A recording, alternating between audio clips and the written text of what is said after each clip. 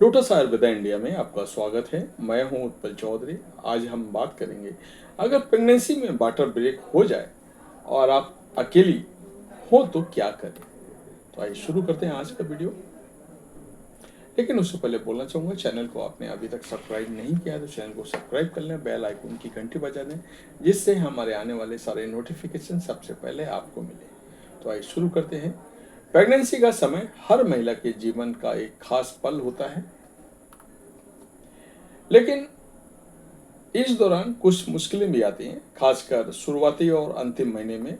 Delivery के समय महिला के लिए सबसे बड़ी चुनौती तब होती है जब उसका वाटर ब्रेक होता है। ये संकेत है कि प्रसव का शुरुआत हो चुकी है और इस दौरान महिला को कई शारीरिक और मानसिक बदलावों का सामना भी करना पड़ता है।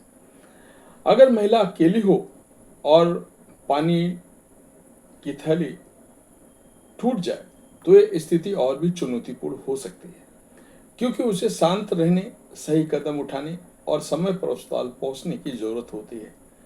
वाटर ब्रेक होने पर अकेले होने की स्थिति में क्या करें।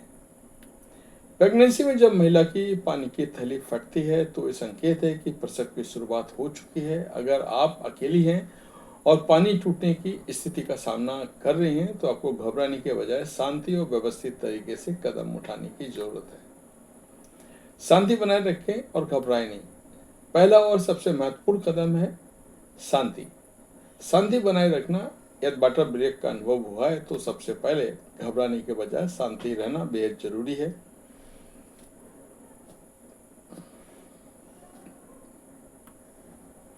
वाटर ब्रेक से प्रसव प्रक्रिया का संकेत मिलता है, लेकिन ये तुरंत प्रसव का मतलब नहीं होता है।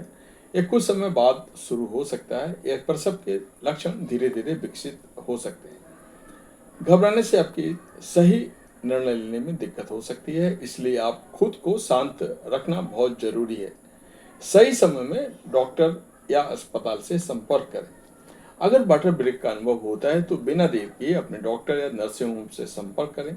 डॉक्टर को स्थिति के बारे में बताना जरूरी है, इसलिए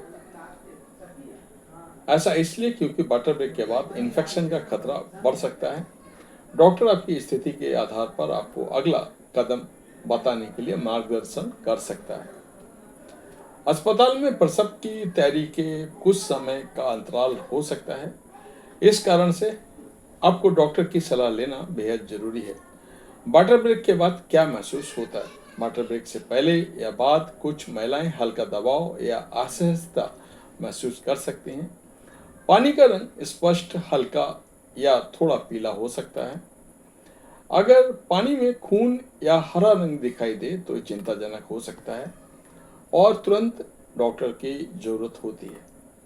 पानी का रिसाव आमतौर पर पूरी तरह से नहीं होता है, बल्कि ये धीरे धीरे होता है। इस स्थिति में आप खुद को आरामदायक जगह पर रखें।